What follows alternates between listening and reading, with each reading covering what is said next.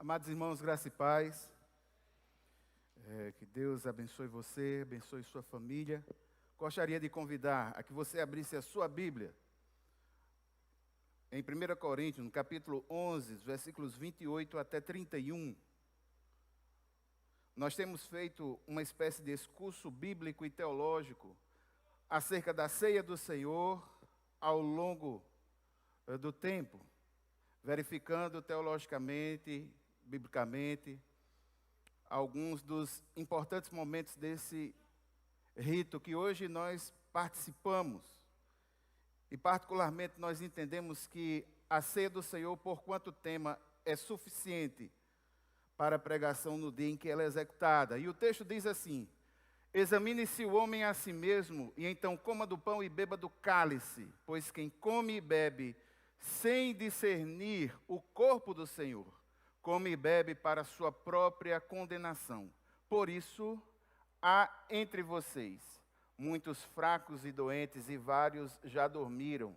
Mas se nós nos examinássemos a nós mesmos, não receberíamos juízo.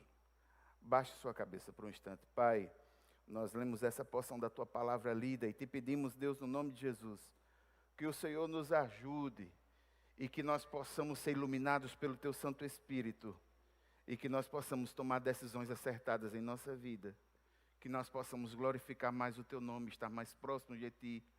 É assim que oramos no nome de Jesus. Amém. Irmãos, nós temos falado muito da importância da ceia do Senhor, porquanto é meio de graça. A participação do Senhor é um meio de graça que o Espírito Santo utiliza para dispensar bênçãos à igreja. Na cristandade, a ceia do Senhor é executada em outras ramificações. E existem ramificações que preconizam a ideia de que a ceia, por si, ela tem um poder, ou dela emana algum tipo de poder sobrenatural, em que a pessoa recebendo ou participando da ceia, mesmo que não discernindo o que está acontecendo, estaria sendo agraciado por esse tipo de poder. Particularmente, nós não entendemos dessa forma. Como preconiza o texto de Paulo, é necessário que haja discernimento daquilo que está sendo feito. Aliás, com tudo aquilo que religiosamente é utilizado, se porventura não for discernido, o rito perde o seu sentido. O rito perde o seu sentido. E quando a pessoa, irmãos, aqui no caso nosso, quando nós participamos com fé, renovando, fortalecendo a nossa confiança na salvação de Cristo e crendo que o Espírito Santo trará bênçãos espirituais por meio dessa participação, é de esperar sim bênçãos extras. E nesse sentido a gente observa o que diz o Dr. Wayne Grudem, na sua teologia. Ele fala que existe uma união espiritual entre os salvos e com o Senhor, que se fortalece e se solidifica na ceia do Senhor, e ela não deve ser desprezada. E eu concordo com ele.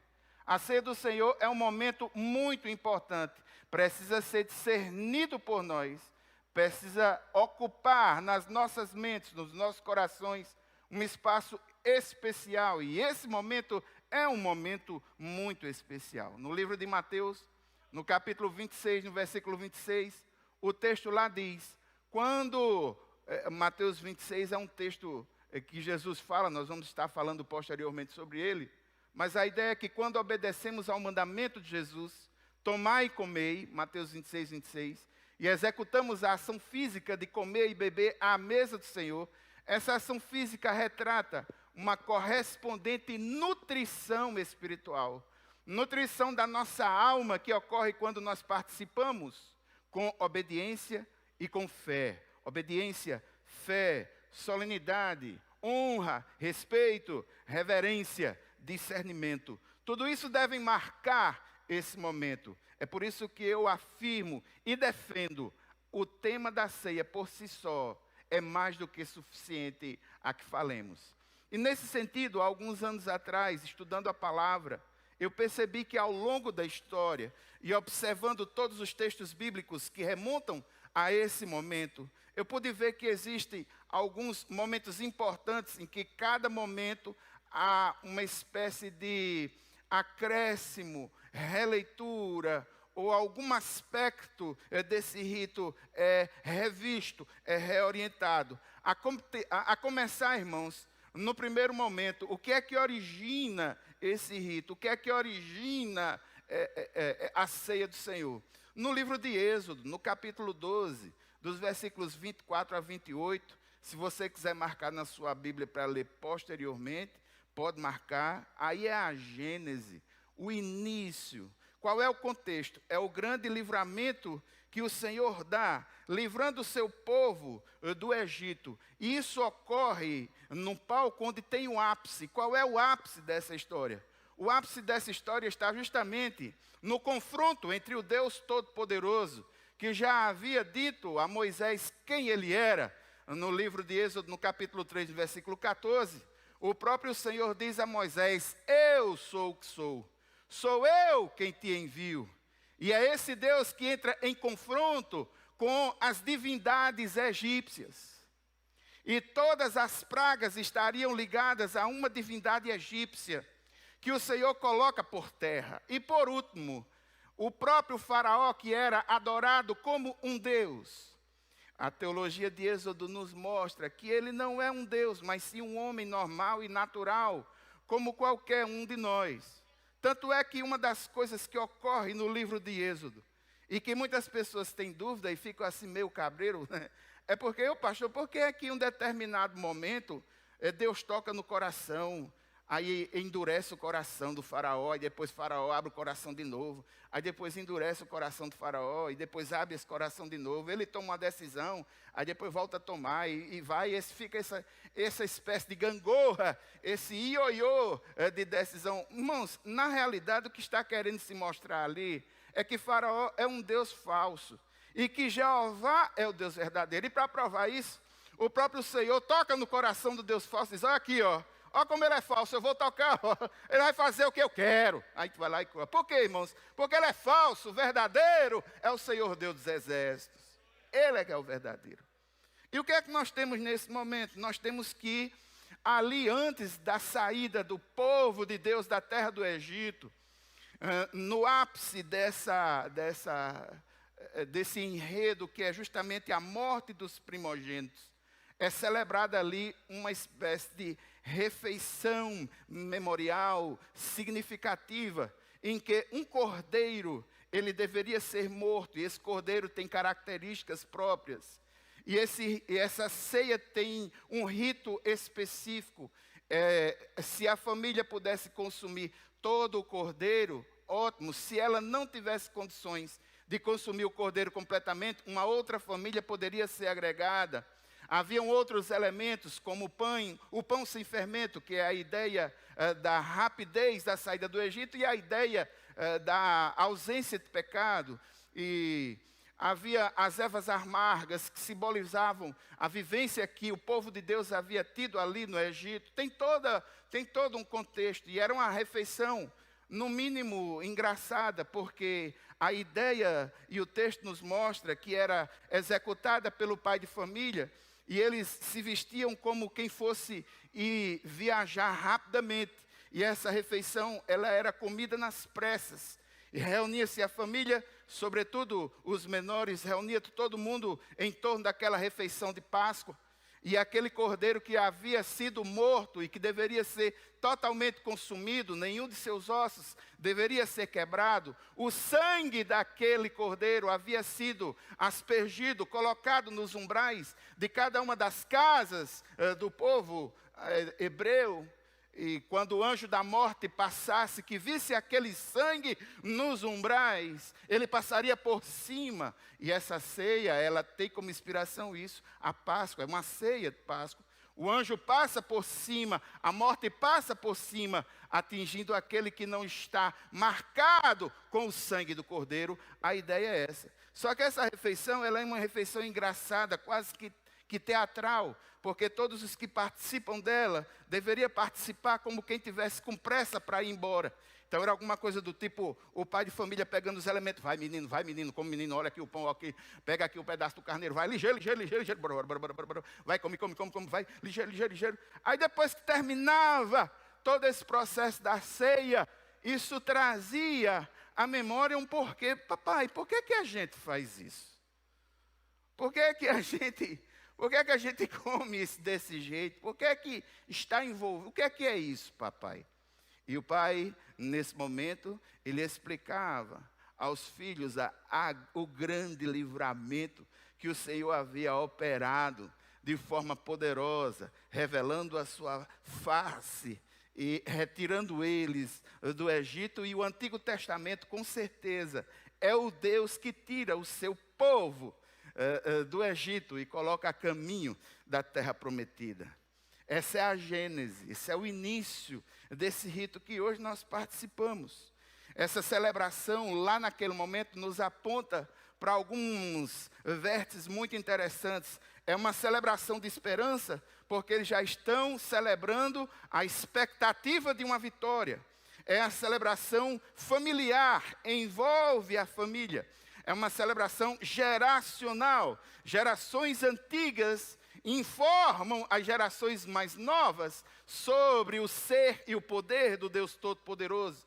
É uma celebração de profunda significação. Os elementos têm significados e esses significados são revividos na simbologia desses elementos. É uma celebração apologética, porque a base da fé, a crença num Deus Todo-Poderoso, é ali evidenciada na forma de uma aliança, porque comer com alguém é reflexo de aliança no Antigo Testamento. É uma celebração solene, é uma celebração profunda, envolve adoração, envolve obediência, e nós temos ali algumas marcas fundamentais. O cordeiro que foi morto e cujo sangue foi colocado nos umbrais das portas das casas do povo hebreu.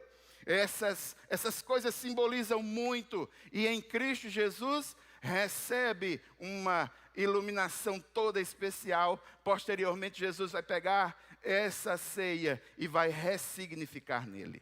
O segundo momento é o momento da estabilização desse rito. E nós vamos ver no livro de Levítico, no capítulo 23, dos versículos 4 a 8, que esse rito ele é institucionalizado dentro do povo, ele é ampliado por ordem divina. No livro de Êxodo, nós vemos o povo saindo do Egito. No livro de Levítico, nós vemos Deus tentando tirar o Egito de dentro do coração do povo. E uma das marcas importantes desse momento é justamente a questão da ênfase do sacrifício e da celebração.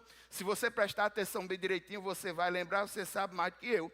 Eu digo que o livro de Levítico ele pode ser dividido em duas partes. No primeiro momento você tem os sacrifícios e no segundo momento você tem as festividades, as celebrações. E encabeçando ali a celebração das principais celebrações, estava a celebração de Páscoa, apontando para aquele grande momento, aquele grande livramento. E agora essa celebração ela foi acrescida a uma outra celebração chamada celebração dos pães asmos, ou festa dos pães asmos, festa dos pães sem fermento. Ela é uma celebração que envolve santificação, é uma celebração que agora faz parte do contexto da vida desse povo. Ela é fixa na sua data, é algo que precisa ser lembrado constantemente, o que denota frequência, ela denota uma constância, porque, irmãos, se não nos lembrarmos das motivações, dos elementos fundantes da nossa fé, nós como seres humanos temos sério risco de nos apegarmos às coisas que são secundárias e deixarmos de lado as coisas que são principais. Nós precisamos constantemente acender a chama no nosso coração daquilo que é verdadeiramente prioridade, porque nós temos essa tendência a deixar aquilo que é prioridade e agir em coisas secundárias. A coisa principal é fazer da coisa principal a coisa principal. Mas isso não é muito fácil de fazer. Nos apegamos às coisas secundárias e deixamos as coisas principais de lado. Mas aqui a gente vê no livro de Levítico a indicação, a orientação de que esse rito estava engembrado aí ao povo. Esse rito ele agora é reverberado através da festa dos pães asmos, que reverbera isso no mínimo 6 dias. Envolve santificação. Nós temos a figura do cordeiro, nós temos a figura do sangue, nós temos a figura dos pães. E agora nós temos a figura de um sacerdote que conduz todo esse processo. Não é mais o pai de família, mas é um sacerdote. Agora é um povo, é a expressão de um povo santificado, que glorifica o Deus que o tirou do Egito. Num terceiro momento, nós temos aquilo que é possível de chamar de celebração ressuscitada. Nesse terceiro momento, e aqui fazendo um pulinho na história, porque, irmãos, cada momento desse foi uma pregação inteira. Eu estou fazendo um resumo para poder entrar no tema de hoje. Então, tenha um pouquinho de paciência que eu vou chegar lá, amém? Aí, a celebração ressuscitada, essa celebração, ela havia passado um tempo esquecida, seja na sua frequência, ou diminuída, seja na sua importância. Porque aquele reino que antigamente era unido, ele foi dividido. E estando ele dividido, 10 tribos ao norte, 2 tribos ao sul, Judá e Benjamim, e as demais tribos ao norte. As tribos do norte foram subjugadas pelos assírios. As tribos do sul foram subjugadas pelos babilônios, muito tempo depois. E a partir do momento do decreto de Artaxerxes, começa um processo de reconstrução, de reestruturação desse povo. E Esdras, ele executa uma reestruturação do templo e executa também uma reestruturação moral e espiritual do povo. E no meio dessa reestruturação, desse rito que havia sido, no mínimo, esquecido ou colocado num plano inferior ao que ele realmente deveria, eu acredito que esquecido seria a palavra mais forte e mais correta. No momento que essa ceia retorna novamente para o palco da celebração, ela se transforma numa celebração de restauração. E aí, no livro de Esdras, no capítulo 6, nos versículos 19 a 22, nós vamos ver que esse rito retorna com força, com alegria. Os conceitos permanecem, as marcas permanecem, o cordeiro, o sangue, o sacerdote, os pães asmos. A santidade é algo fundamental e retorna com toda a força, porque é um povo que havia se esquecido do Senhor e agora volta buscando esse Senhor em santidade de vida. É purificação dos levitas, é purificação do sacerdote, é purificação do povo, é uma celebração de alegria e de força. No mês passado, nós falamos sobre um quarto momento dessa celebração. É quando Jesus pega todos esses elementos e ressignifica nele. Na quinta-feira, na noite em que ele foi traído, ele tomou o pão, partiu, deu aos discípulos, comar e comer. Então, naquele momento, Jesus ressignifica tudo aquilo que até aquele instante havia acontecido. E ele sim era quem podia fazer essa ressignificação. Sabe por quê, irmãos? Porque ele é o Logos de Deus. Ele é a palavra de Deus, a palavra viva. O Verbo eterno, ele é quem podia fazer essa ressignificação. Jesus, o Logos de Deus, a palavra viva. No Evangelho de João, no capítulo 1, no versículo 17, diz que a lei veio por Moisés, mas a graça e a verdade vieram por ele. E ele é esse cordeiro, ele é esse pão, ele é esse sacerdote, é o sangue dele que vai ser vertido, é uma nova aliança. Ele ressignifica tudo isso na pessoa dele, na sua morte e na sua ressurreição. Os 2 principais elementos enfocados, aí é o pão e é o vinho. O pão, o seu corpo que é partido. O vinho representando a nova aliança no seu sangue, sangue de uma nova aliança. A ceia pascual, ela foi ressignificada por Jesus através dessa ação ritual, carregada de uma maravilhosa beleza simbólica, com o real testemunho dos sentidos, porque aqui a gente pega, aqui a gente come, participa, a gente vê.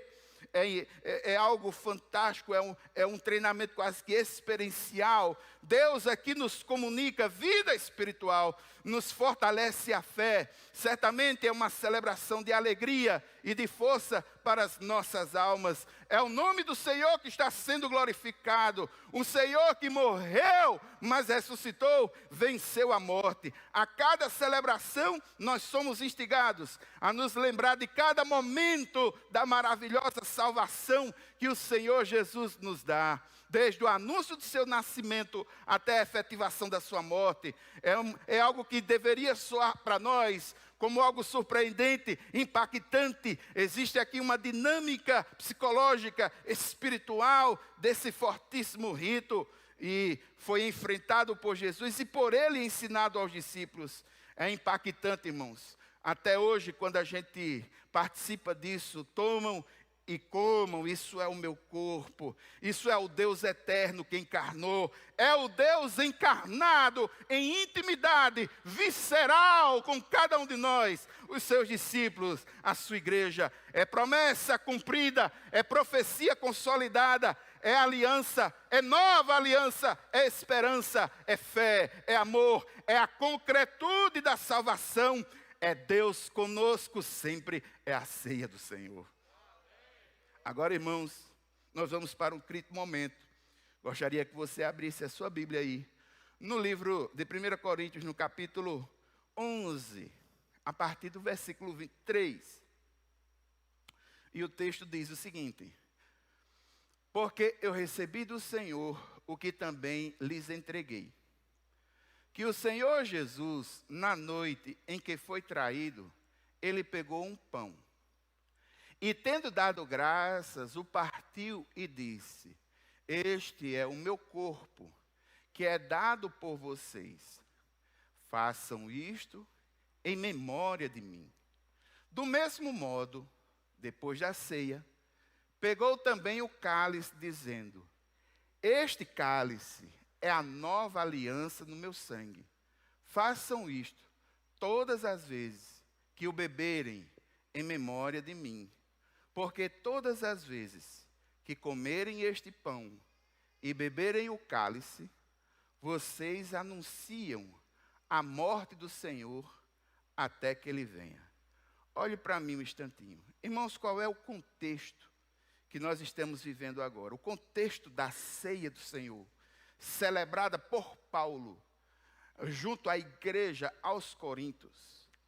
É um contexto onde existem algumas questões que nós precisamos levar em consideração para entender o que está acontecendo. Em primeiro lugar, irmãos, a igreja aos Coríntios é uma igreja que mostra, apesar de no capítulo 1, Paulo dizer que ao olhar para a igreja aos Coríntios, não perceber a falta de nenhum dom espiritual, que isso fique claro. No capítulo 1, Paulo olha para os Coríntios e diz: aqui eu não sinto falta de nenhum dom espiritual. Isso, do mínimo, fazia dessa comunidade uma comunidade muito ativa, porque o dom espiritual, ele tem a ver com aquilo que se faz, em tese. Então, deveria ser uma comunidade bem dinâmica. Só, irmãos, que essa comunidade, ela tinha seríssimas fragilidades morais. Havia relacionamento de incesto entre membros na membresia dessa igreja. Os dons espirituais haviam sido banalizados. A celebração do Senhor havia sido banalizada. Havia, e aqui é o caso mais grave, essa igreja é uma igreja que ela estava dividida, havia segmentos dentro dela. Uns diziam: eu sou de Paulo, outros diziam: eu sou de Apolo. E outros, mais irônicos, diziam: eu sou de Cristo. E essa igreja dividida, cheia de problemas, encontra, e aqui a gente vê um outro momento, é Paulo fazendo o relembramento da essência, da ceia do Senhor, para uma igreja que tinha seríssimos problemas. Segunda coisa que eu gostaria de dizer aos irmãos, é que aqui havia se acrescentado alguns elementos, e Os historiadores e os teólogos nos mostram que essa ceia do Senhor na igreja de Corinto, ela era celebrada em conjunto com uma refeição comunitária, chamada refeição ágape, ou alguns dizem festa ágape, outro comunhão ágape. Então, qual era a ideia?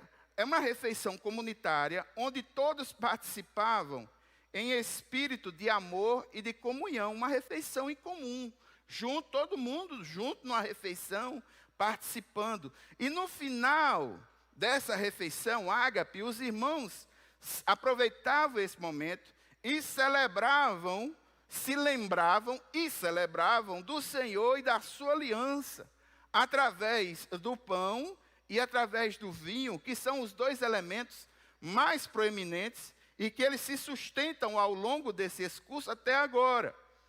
Só que, infelizmente, irmãos, nesse momento, e como essa igreja tem passado por alguns problemas morais, havia alguns abusos que eram executados aí por essa comunidade.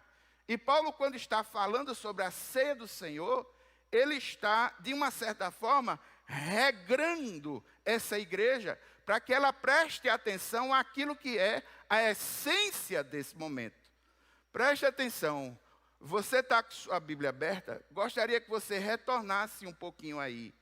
Em 1 Coríntios 11, retorne um pouquinho para o versículo 20, antes do versículo 23, porque geralmente quando esse texto é lido nas celebrações de ceia, ele é lido a partir do versículo 23.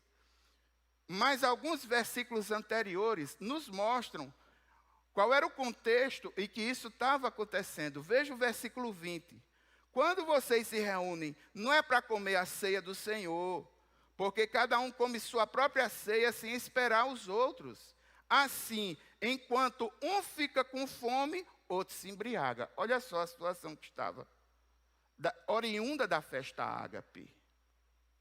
Os que eram mais, muito provavelmente, aqueles que eram mais pobres, mais simples, eles ficavam com fome, por parte que a desordem fazia com que alguns chegavam até a se embriagar na festa da comunidade de fé. Olha que coisa terrível.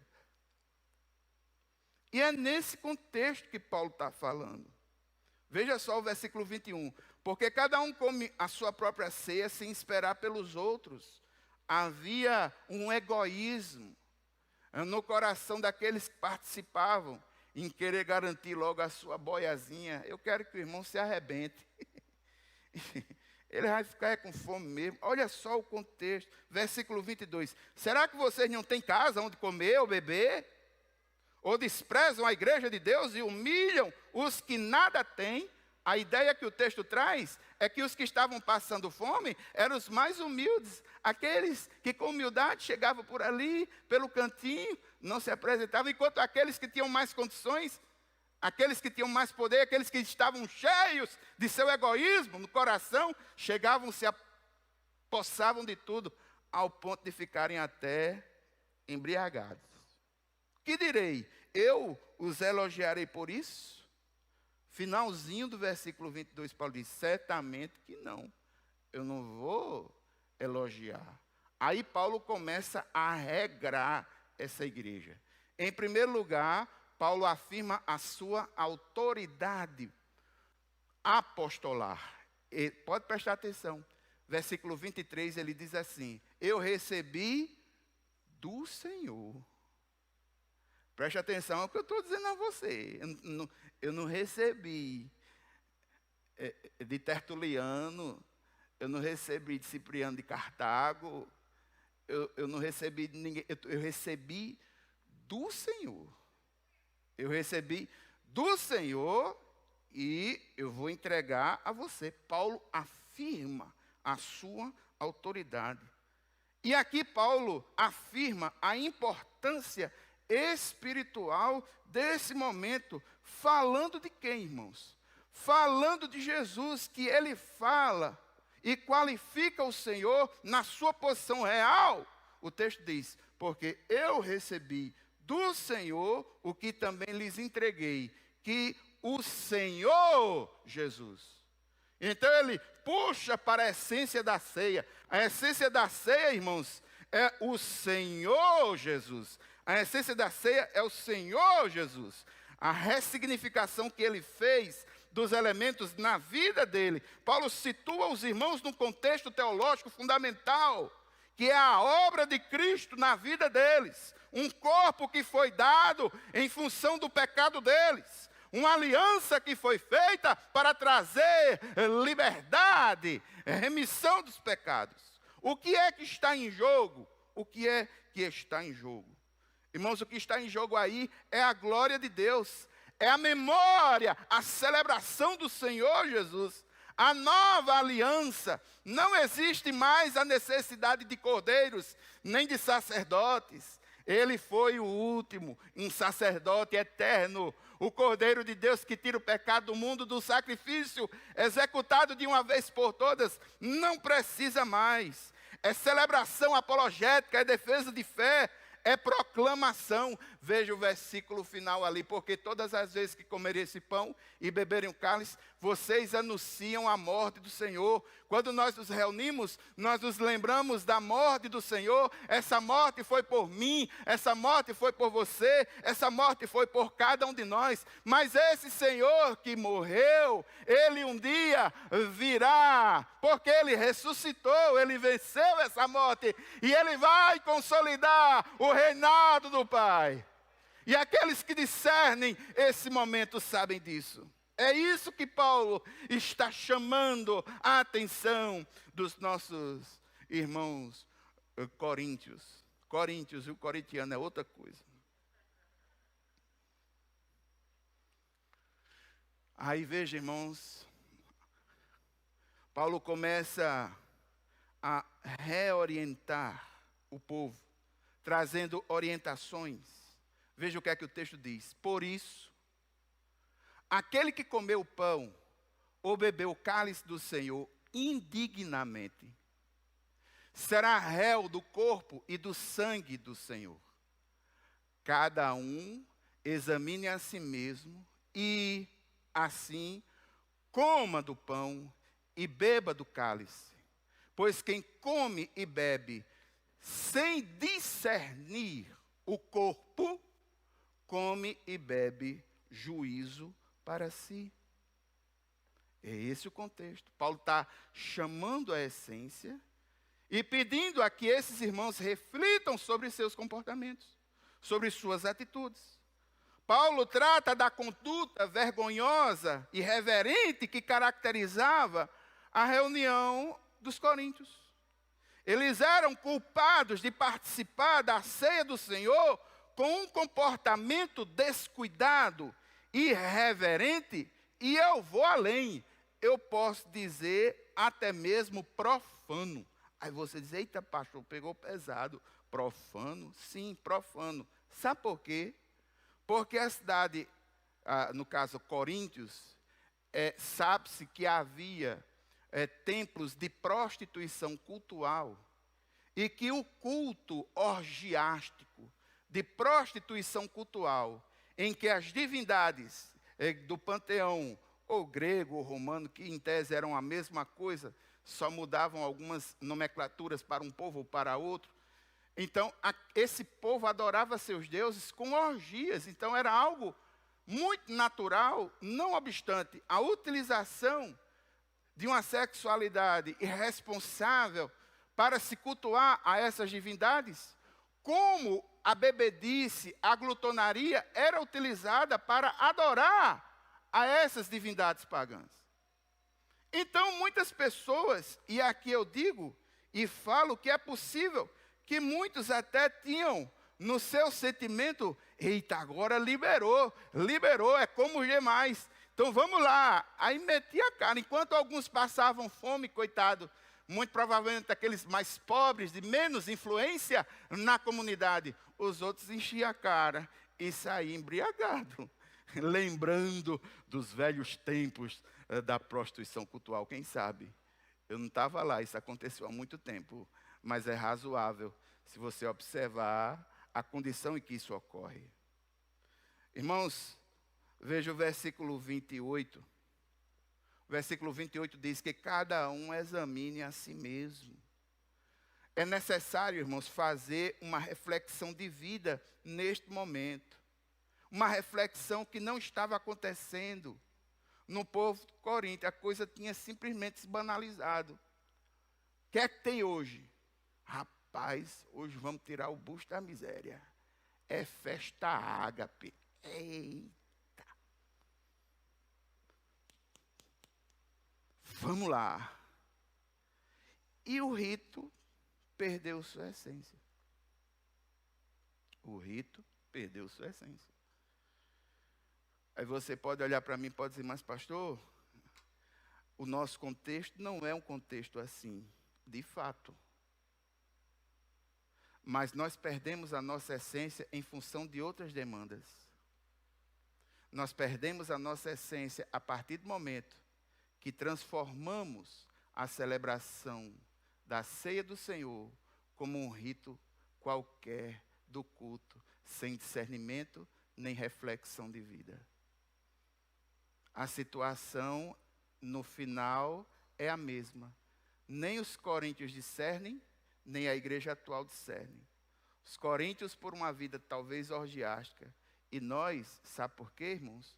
Porque as nossas atividades seculares, o nosso eu, a falta de uma devocional sadia, a falta de expectativa, a falta de preparação espiritual para esse momento, e muitas vezes a forma como a ceia do Senhor pode ser celebrada, ela pode perder a real importância, porquanto um meio de reflexão e graça nas nossas vidas. Os irmãos estão percebendo isso ou não? É possível, irmãos, é possível. Quando participamos da ceia do Senhor sem julgar o pecado em nós, sem discernirmos o corpo do Senhor, esse corpo foi partido a fim de dar cabo do pecado. Esse sangue que representa uma nova aliança, foi através desse sangue na cruz do Calvário, que possibilitou a que cada um de nós possamos chamar o Senhor de nosso Pai. Abba, Pai, Paizinho, intimidade com Ele. Aí aqui veja dos versículos 30 até 32. É por isso, que há entre vocês muitos fracos e doentes, e não poucos os que dormem. Irmão, pode sossegar, você que já cochilou um bocado aqui nessa manhã, não é dormir nesse sentido que você pensa. Aqui é um eufemismo, é morte mesmo. Não se preocupe, não. Teve uns irmãos aí agora fizeram assim com os olhos. Não se preocupe não, irmão. Não é isso não. Mas o fato é que ao negligenciarmos, existe um declínio espiritual. E eu acredito, irmãos, que é possível, inclusive, que Satanás utilize isso como estratégia, nos enchendo de coisas secundárias, fazendo uma análise da igreja no período entre 100 a 500, 600, como a comunidade naquele momento, eles tinham em alta conta duas coisas que hoje me parece que não está muito assim, que era justamente a ceia do Senhor e o batismo. Eu estudando acerca dos secundários, pais secundários da igreja, aqueles que vieram após os pais apostólicos, depois dos apologetas, aí tinham alguns que tinham estudado com esses, como Irineu, como Cipriano de Cartago, uma galera, eu vendo aquela galera lá, falando sobre o batismo, eles diziam assim, depois de algum tempo de preparo, eles pediam para ser batizados. Qual era o tempo de preparo? 2 anos.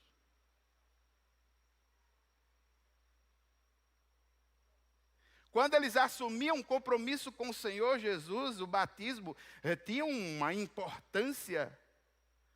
Era como se fosse, de fato, um grande divisor de águas. Do mesmo jeito, irmãos, a ceia do Senhor. Estudando sobre aspectos históricos da ceia, e aqui é um outro momento, que é justamente a sexta mensagem, até chegarmos à última ceia.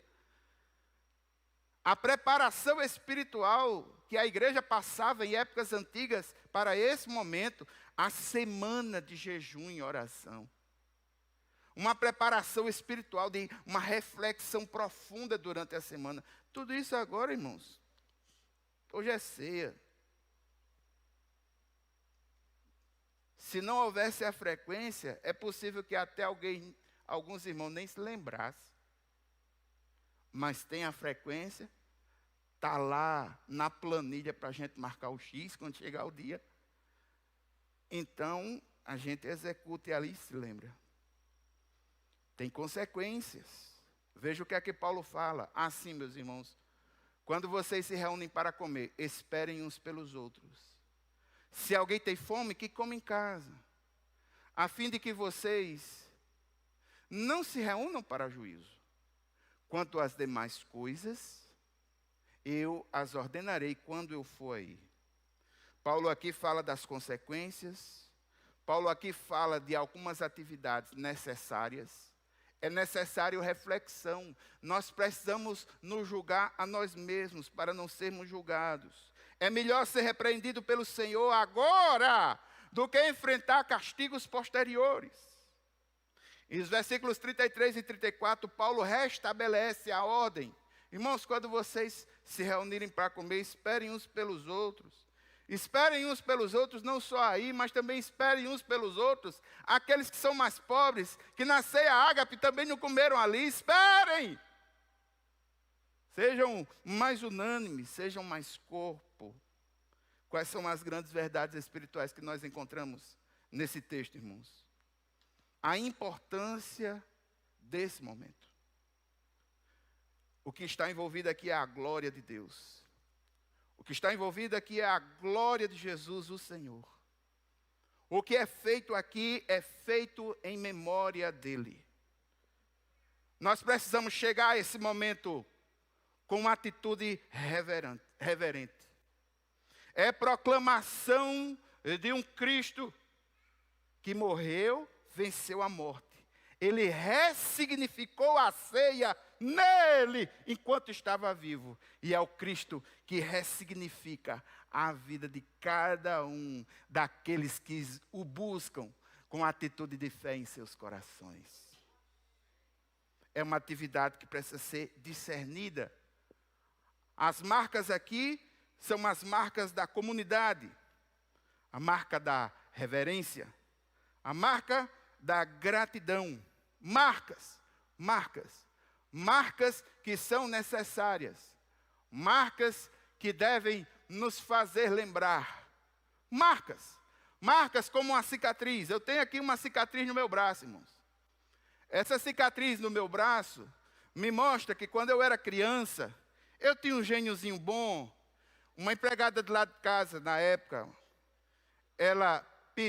eu pedi uma revista em quadrinhos, que meu pai colecionava gibis.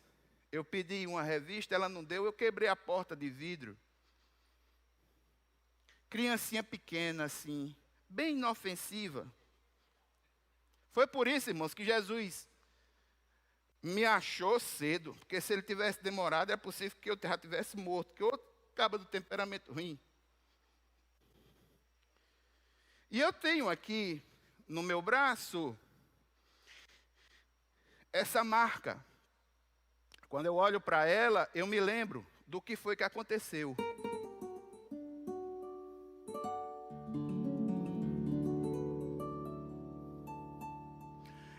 Eu olho para ela e me lembro do que foi que aconteceu. Me lembro, eu dei um murro na porta de vidro. O vidro entrou aqui, eu fui para o hospital, meus pais doidinhos. Eu olho hoje para essa marca. Ela não traz mais dores para mim. Mas eu me lembro do que ocorreu, eu me lembro do que aconteceu. No livro de Gálatas, no final, por causa de Jesus, Paulo vai falar sobre marcas. E ele vai dizer, falando sobre as marcas lá, que ele traz consigo as marcas de Cristo. Quais eram as marcas de Cristo na vida de Paulo? Paulo levou muita surra, irmão. Acredito que ele tinha muito mais cicatriz do que eu, marcas. Jesus, ele foi profundamente marcado. As marcas de Cristo, o sangue de Cristo na cruz do Calvário, tudo isso remete a que hoje nós tenhamos liberdade. Liberdade, alegria. E essa alegria, essa liberdade é celebrada num momento como esse. Vou cantar uma canção aqui, é um pouco antiga. É porque a canção eu escolho pelo assunto.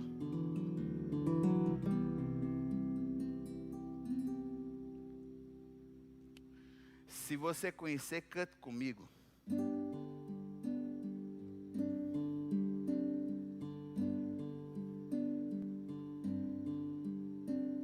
Fechando eu os olhos meus,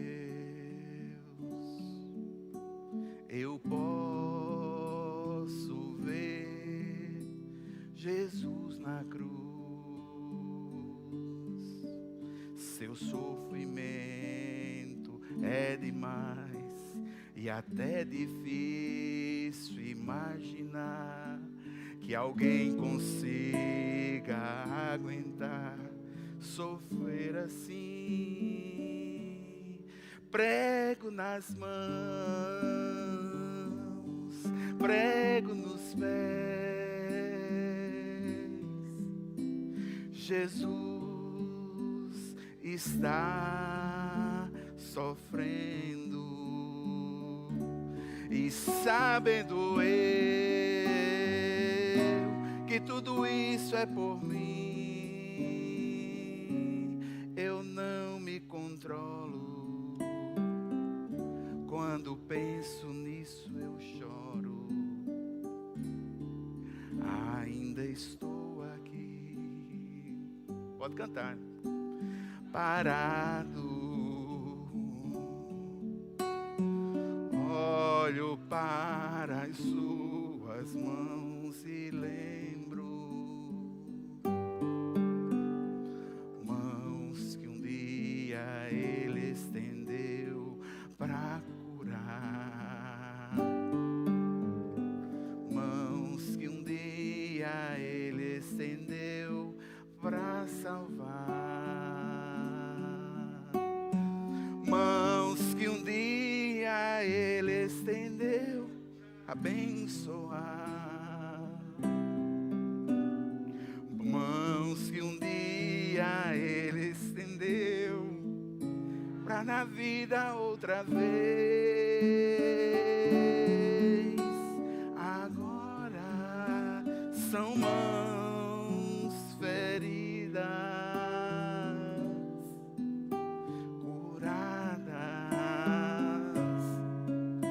marcadas, cicatrizes que provam que Ele precisou sofrer para que eu pudesse ser livre. Cicatrizes